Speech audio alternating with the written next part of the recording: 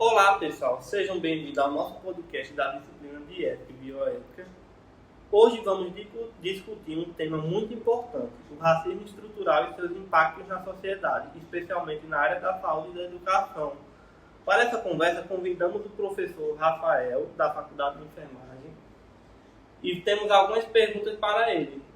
Rafael, a primeira pergunta é, para começar, como o senhor definiria o racismo estrutural de forma simples? Vamos lá. Racismo estrutural dele é aquilo que faz parte da constituição da própria sociedade e não é definido apenas por atitudes individuais que eu tenha contra você ou que eu tenha contra qualquer pessoa. O racismo estrutural ele se embasa numa premissa de que nós fomos criados ao longo de toda uma história, não apenas da nossa geração, mas das gerações que nos antecederam, com tais comportamentos racistas tão presentes na nossa vida cotidiana que a gente normaliza as atitudes racistas no nosso dia a dia como se aquilo fosse parte natural da nossa vivência. Então, eu acho que a principal premissa do que nós conhecemos como racismo estrutural, e aí tem um livro muito bom que eu usava na disciplina de gênero, que é o livro do Silvio Almeida, que foi ministro dos Direitos Humanos do governo Lula, e que é considerado um dos maiores pensadores brasileiros sobre a questão do racismo. E ele disse isso, que a principal característica daquilo que a gente considera como racismo estrutural é o fato de nós naturalizarmos, normalizarmos as atitudes racistas como sendo comuns da nossa sociedade. Então eu acho que isso essa definição dele para mim faz muito sentido. Uhum. Bem, a seguinte pergunta é: qual a diferença entre racismo individual e racismo estrutural? O senhor saberia responder? Pronto, vamos lá. Racismo estrutural é isso que eu falei. É algo que o próprio nome nos diz. Faz parte da estrutura da sociedade. E independe, digamos assim, da minha relação com o David, por exemplo. Certo? O racismo individual, não. O racismo individual é como se manifesta muitas vezes esse racismo estrutural. É a minha atitude de desrespeito, de racismo, de preconceito, de discriminação a partir da cor da pele ou da raça, né, por isso o nome racismo, com uma outra pessoa especificamente. Então, o racismo estrutural como sendo um arcabouço maior que consolida uma série de racismos individuais que a gente tem no dia a dia. Então, o racismo individual é pessoa a pessoa. Racismo estrutural está na base que constitui a nossa sociedade como um todo. Sim. Bem, na sua opinião, como o racismo estrutural ainda se manifesta na sociedade atual? Tem muitas formas em que ele se apresenta na nossa sociedade. Vou apontar algumas. Salários de pessoas de cor preta e parda no Brasil, mesmo exercendo as mesmas funções, são historicamente menores do que pessoas de pele branca. Pessoas de cor preta e parda no Brasil têm menos acesso à educação superior. Pessoas de cor preta e parda no Brasil têm menos acesso a cargos de chefia ou cargos políticos relevantes. Se tu pegar, por exemplo, na nossa história recente do Brasil, a gente não tem presidentes negros. É verdade. A gente muito raramente tem governadores negros, mesmo em estados em que tem uma presença muito massiva de pessoas de pele preta. O acesso a serviços de saúde, já que nós somos estudantes e profissionais da saúde, o acesso a serviços de saúde também com pessoas de cor de pele negra também é um acesso dificultado. Acesso a serviços educacionais, acesso a bens e serviços de lazer, acesso a bons salários, boas remunerações. Então, esse racismo estrutural se manifesta na nossa sociedade de formas muito variadas.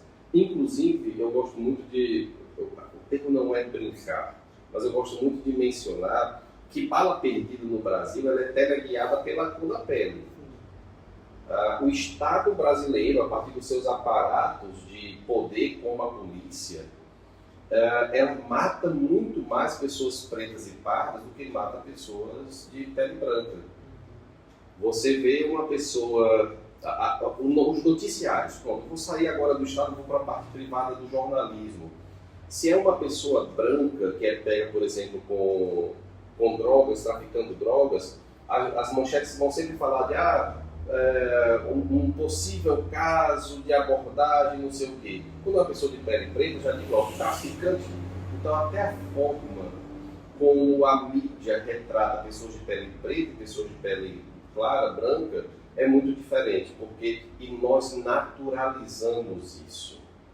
É isso que é o cerne do racismo estrutural. Nós naturalizamos. Inclusive, sem perceber. É tão natural para a gente o racismo que a gente não percebe. Que às vezes a gente está no meio da rua, quando a gente vê uma pessoa preta vindo na nossa direção, a gente se assusta, a gente se amedronta, a gente esconde alguma coisa que a gente tem. E às vezes o bandido é o branco que vem atrás de mim. Mas a gente naturalizou que a pele preta é a pele que assusta, que a pessoa de cor preta e parda é a pessoa que é o bandido, que é o iletrado, que é o que não tem bons salários. Profissionais de saúde, por exemplo, de pele preta, eles têm sua capacidade menosprezada, precisa demonstrar sua capacidade, porque por ele ter uma cor preta, por exemplo, o enfermeiro, o médico, o fisioterapeuta, a pessoa fica, mas você é profissional da saúde, você é enfermeiro mesmo, é enfermeiro formado, sabe? O fato da pessoa ter a pele preta, infelizmente, nessa naturalização, que é o cerne do racismo estrutural, faz com que o acesso, de uma forma geral, a uma vida melhor seja dificultado para essas pessoas. Então se manifesta de inúmeras formas. De que forma o racismo pode afetar o acesso das pessoas à saúde? Vamos lá. Quando a gente fala de determinantes sociais da saúde, que é um conceito muito próprio da saúde coletiva que é estruturante dentro da discussão do nosso sistema único de saúde e de toda a reforma sanitária de uma forma geral, os determinantes, o próprio Estado brasileiro reconhece na Política Nacional de Saúde Integral de Pessoas Pretas que o racismo, que a cor da pele é em si um determinante social da saúde. E por que o Estado brasileiro, não é que o governo Lula, o governo Bolsonaro reconheça isso, o Estado brasileiro reconhece que a cor da pele é determinante da saúde, determinante social da saúde, ou seja, determina como as pessoas vivem, adoecem, se cuidam e morrem. Por quê? Porque, exatamente, pessoas pretas e pardas têm menos acesso à moradia digna, têm mais acesso a moradias insalubres, têm menos acesso a esgoto e água tratada, têm menos acesso à educação formal, têm menos acesso a bons empregos. Então, tudo isso são fatores que determinam a forma como as pessoas pretas e pardas acessam os serviços de saúde. Mas, para além dessa manifestação devido ao racismo estrutural, que está ali da base, a gente tem outras manifestações que se dá na relação pessoa a pessoa, ou seja, é o racismo estrutural que se manifesta em racismos individuais. E aí a gente tem menos acolhimento para as pessoas pretas e pardas nos serviços de saúde, a gente tem desvalorização da dor das pessoas pretas e pardas, e não é cabeça de Rafael falando isso, a gente tem inúmeros artigos, estudos que mostram que consultas médicas para pessoas pretas e pardas têm menor tempo de duração do que para pessoas brancas, que utiliza-se menos anestésico para procedimentos em pessoas pretas e pardas do que para pessoas brancas. Mulheres que vão fazer parto normal, que precisam de um procedimento chamado episiotomia, que é um corte que dá no canal vaginal, o estudo mais recente que tem dá conta de que metade das mulheres pretas e pardas não tem acesso ao anestésico ou tem acesso a quantidades muito pequenas de anestésico em comparação com as mulheres brancas. Metade. Então veja como o racismo estrutural se manifesta de uma forma muito grosseira e muito aguerrida na questão da dificuldade de acesso aos serviços de saúde, seja de uma forma mais ampla ou de uma forma mais restrita.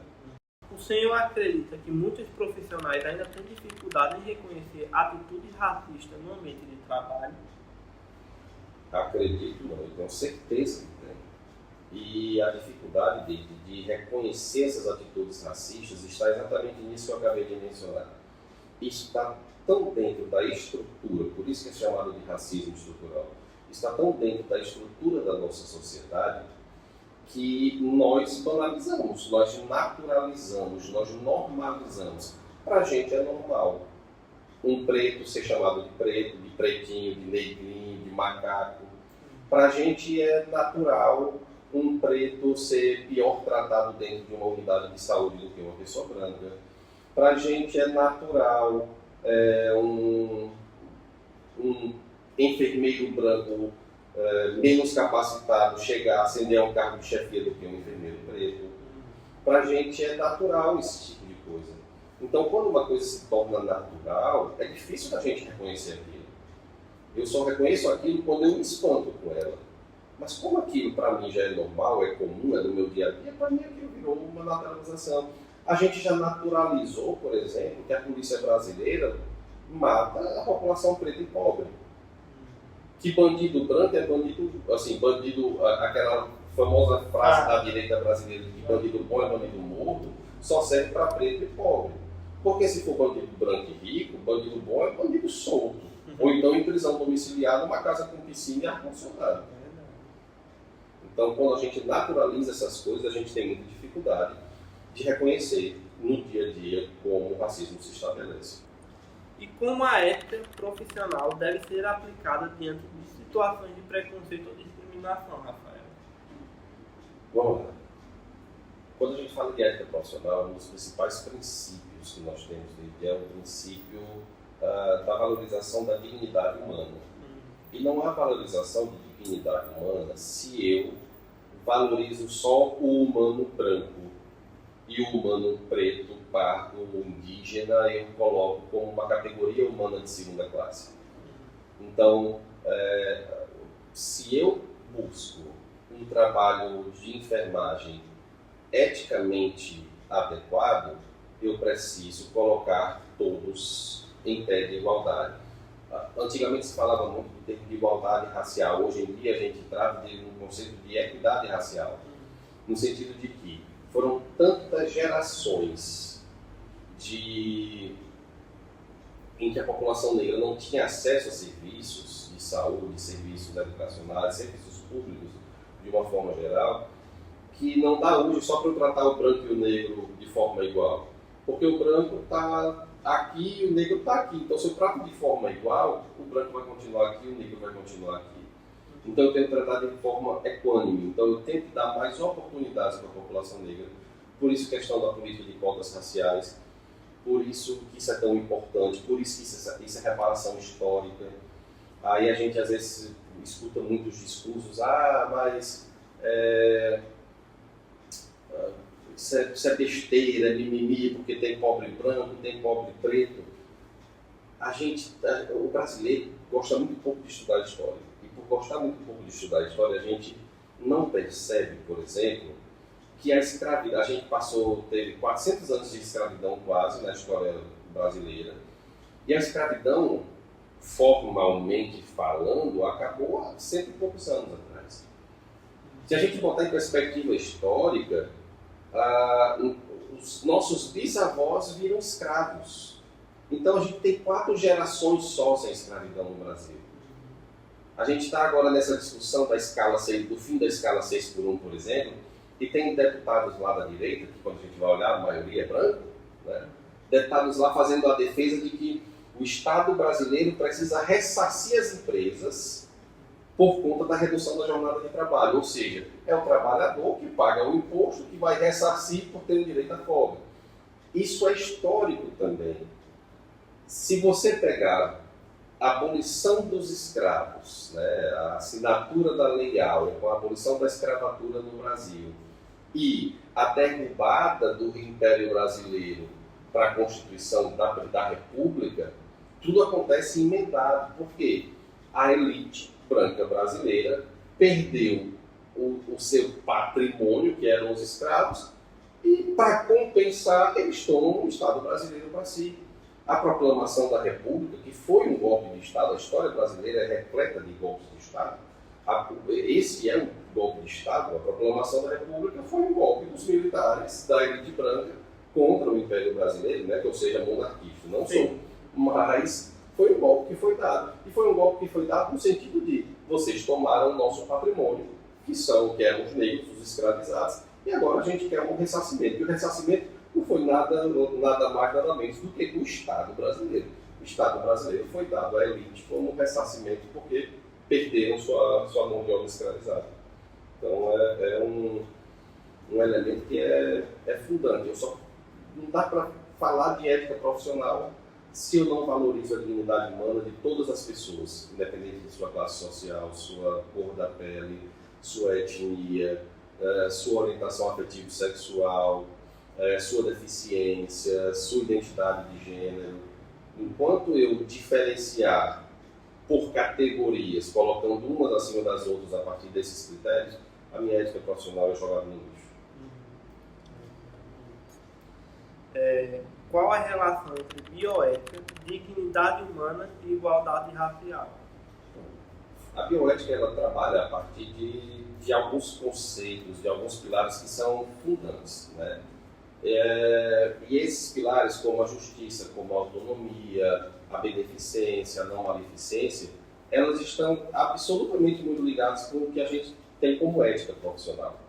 Então, a bioética, inclusive, é campo da ética, né? Então, quando eu falo de ética geral, quando eu falo de ética profissional e quando eu falo de bioética, eu estou falando, em tese, basicamente, das mesmas coisas, de mesmos conceitos, de mesmas perspectivas.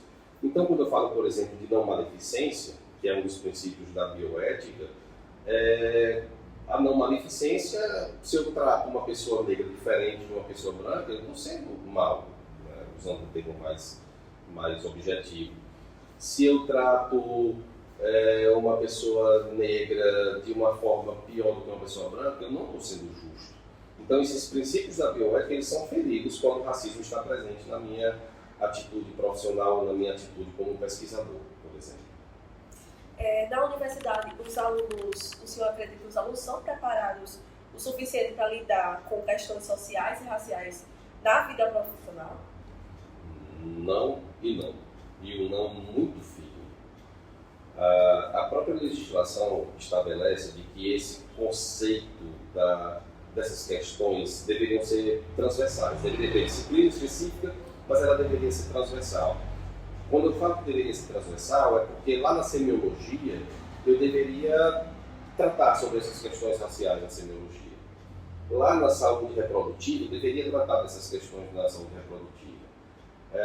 Lá na epidemiologia eu deveria tratar disso. Em todas as disciplinas, na saúde do idoso eu deveria. Então, ao longo de toda a nossa formação, a gente deveria ter a perspectiva de trabalhar com essas necessidades de saúde diferentes, para utilizar um conceito que é da saúde coletiva e é do nosso projeto pedagógico de curso. Então, a gente deveria trabalhar com as necessidades específicas de saúde dessas populações, só que muito pouco se trabalha. Basicamente, uma disciplina lá no começo da graduação do primeiro período aborda um pouco isso, e ao longo da faculdade, se o aluno tiver um interesse de buscar ler mais sobre, beleza, mas se não tiver, isso não é cobrado dele para uma transformação da sua mentalidade, da sua prática ao longo da formação. Então, minha resposta para essa pergunta, muito objetivamente e muito tristemente, é não. O senhor acredita que o silêncio diante do preconceito também contribui para manter esse racismo estrutural? Mas sem sombra de dúvidas, sem sombra de dúvidas. O silêncio é sempre aliado do agressor, em todas as situações. Então, quando eu me silencio diante de uma situação de preconceito, seja racial, seja étnico, seja por orientação sexual, identidade de gênero, se eu silencio, eu estou do lado do opressor. Porque o oprimido ele já não tem o mesmo poder de voz que o opressor tem. Então, para ele ter força, precisa muitas vozes se aliarem. Quando essas vozes se silenciam, o opressor continua sempre maior. Então, se eu me silencio diante de qualquer realidade racista, eu estou sendo racista. Porque eu estou me aliando com aquele que é racista e não contra aquele que está lutando contra o racismo. Então, sim, se eu silencio, eu sou racista. O senhor acha que houve avanços em combate ao racismo nos últimos anos? Que ainda precisa melhorar? que houve avanços, houve, em números, isso é inegável. Porque essas discussões a gente não tinha há 2 décadas atrás, acho que 3 décadas atrás. Essas discussões de cotas sociais, isso, vocês meio que já nasceram nessa realidade, mas não é uma realidade, por exemplo, de quando eu estava no ensino médio, por exemplo. E eu não sou esses velhos que vocês tinham. Então, que avançou muito.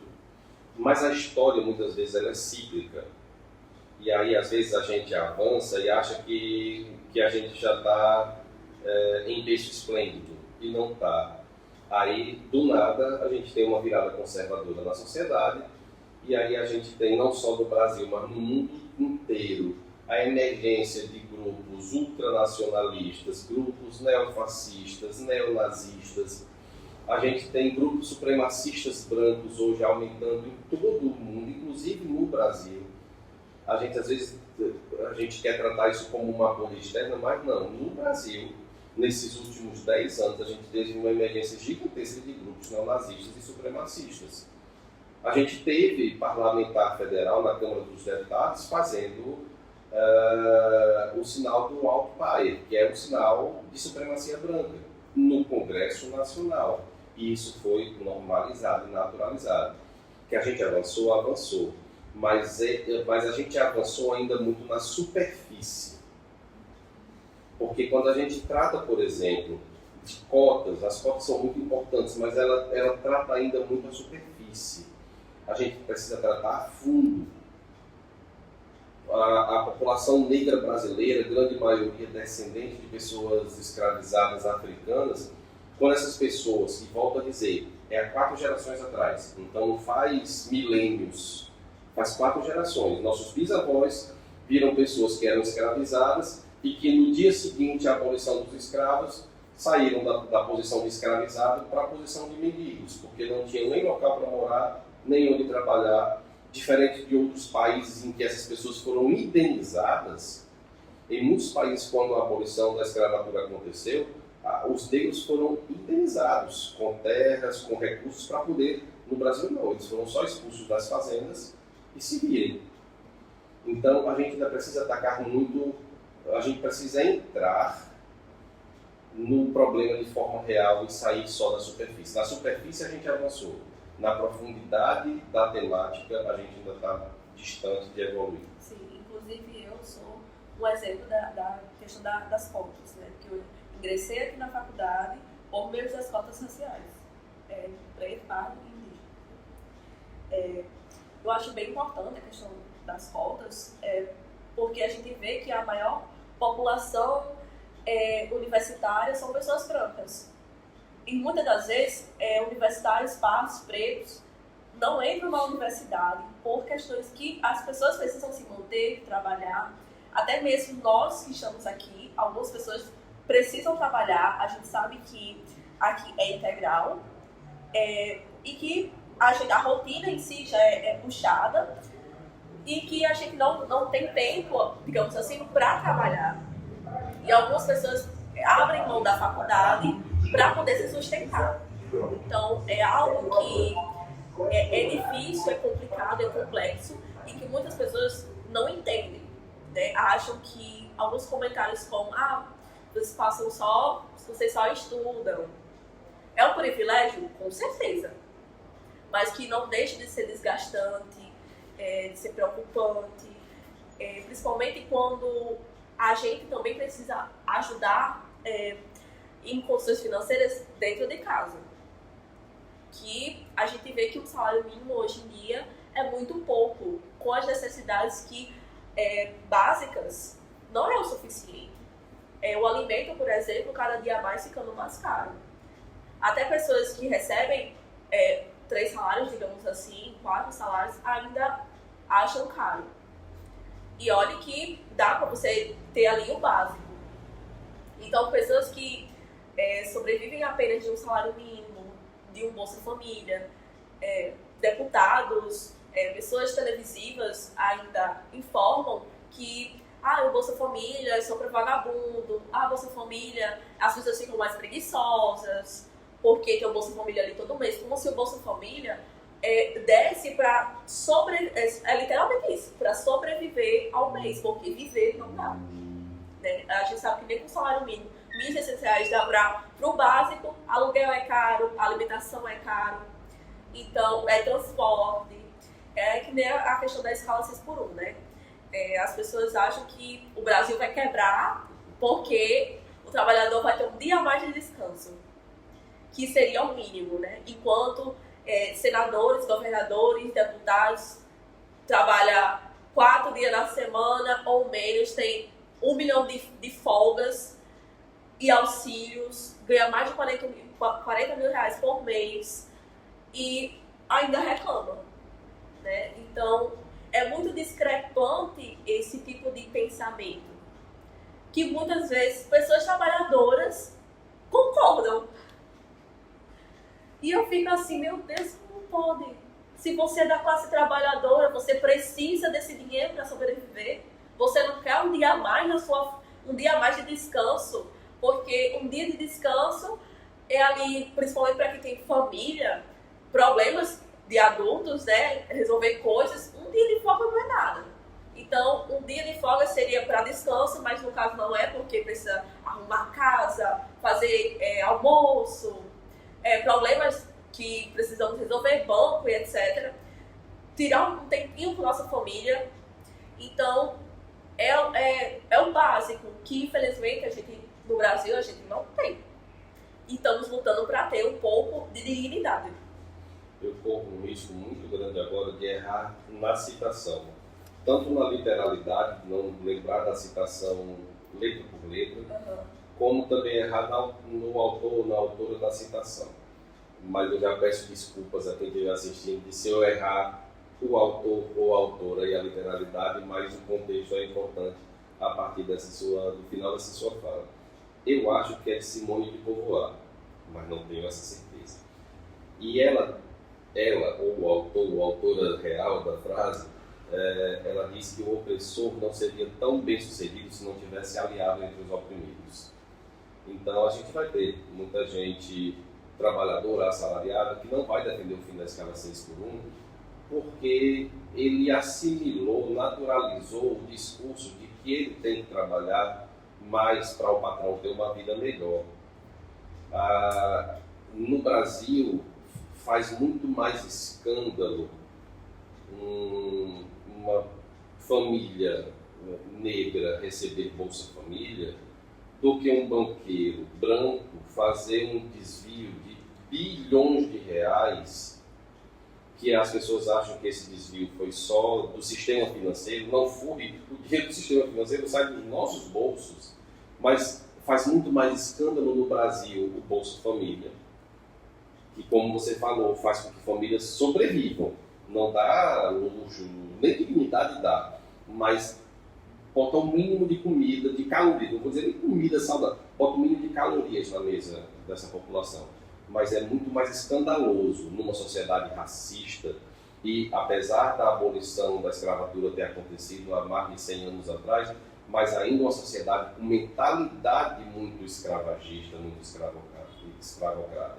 Então é muito mais horroroso para uma sociedade dessa dar o mínimo de dignidade para um preto pobre do que um branco fazer uma fraude bilionária, do que o dono das Americanas, que é um galego, mais galego do que essa parede aqui, riquíssimo, fazer uma fraude de 6 bilhões de reais e todo mundo achar isso, não, mas é o dono das Americanas. Mas uma pessoa, eu me lembro muito da algazarra que foi quando uma mulher que recebia Bolsa Família foi falar que uma calça custava mais de 300 reais e que o Bolsa Família não dava nem para comprar uma calça para a filha.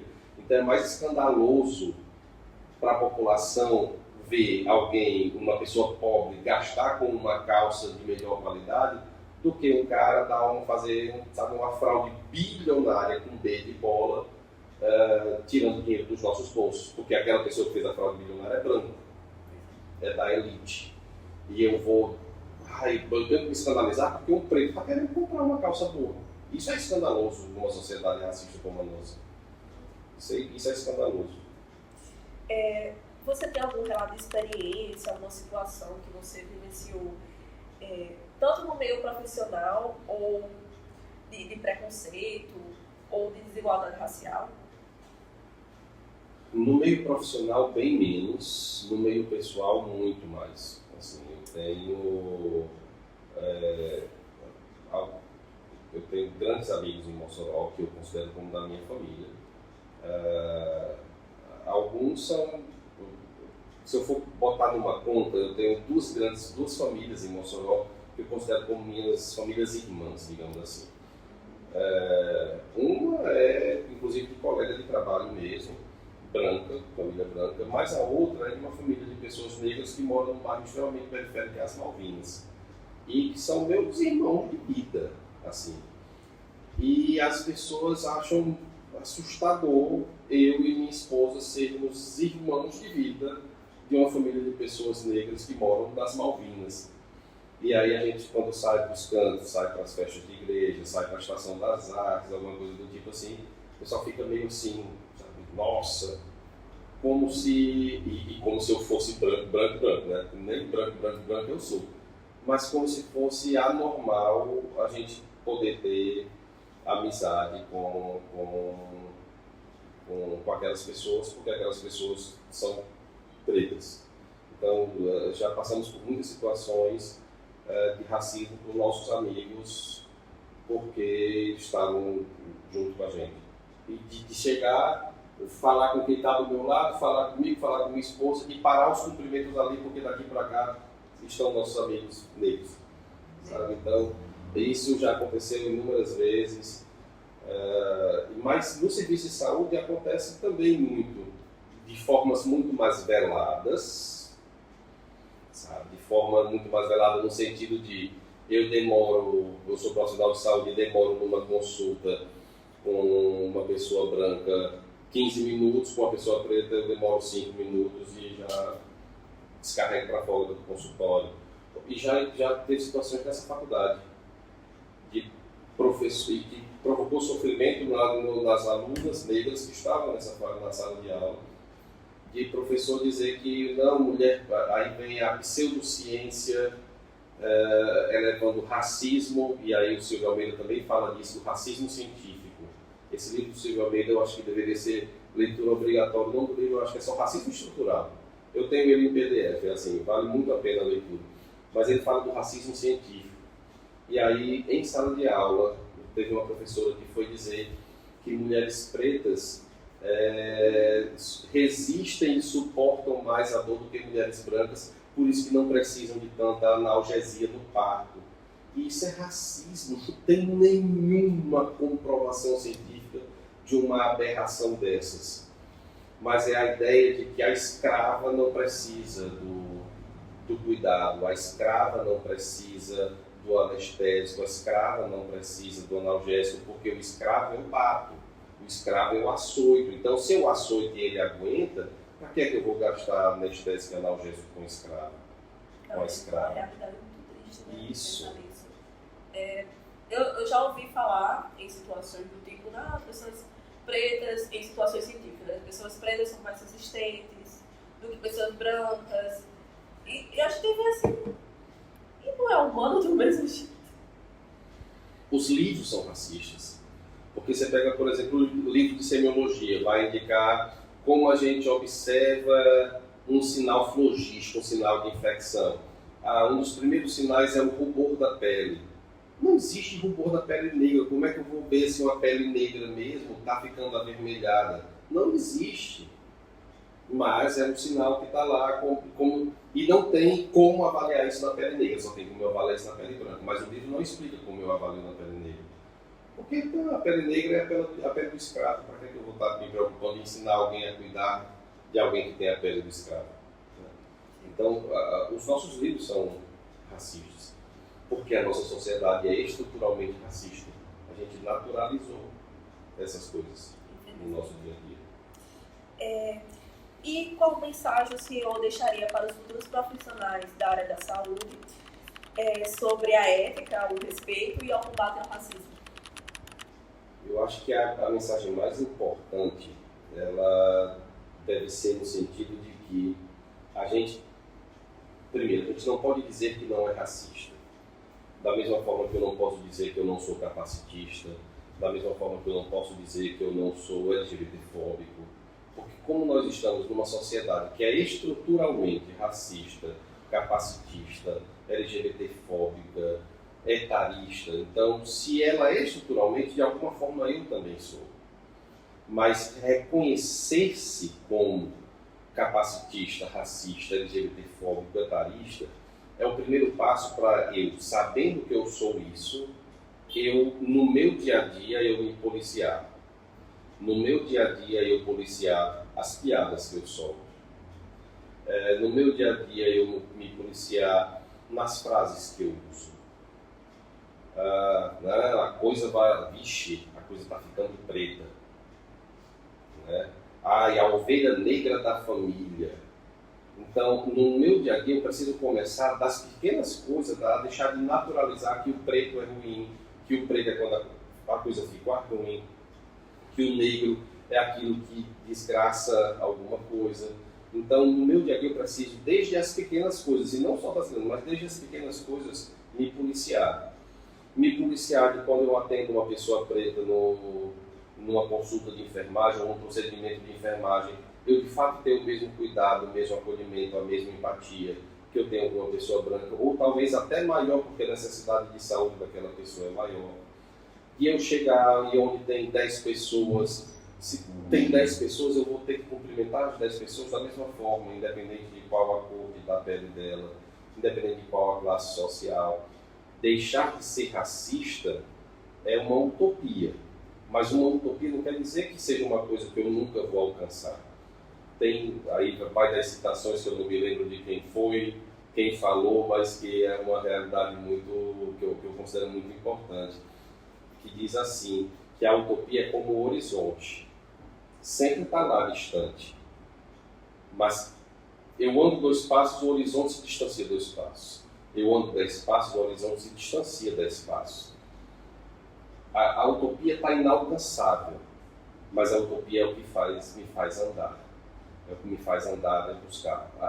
Não ser racista é uma utopia, mas não quer dizer que por ser utopia eu vou ficar sentadinho. Não, é a utopia que me faz andar no sentido de a cada dia eu deixo naturalizar, eu deixar de tornar normal atitudes que são racistas, que para uma pessoa branca a atitude que é racista pode parecer mimimi.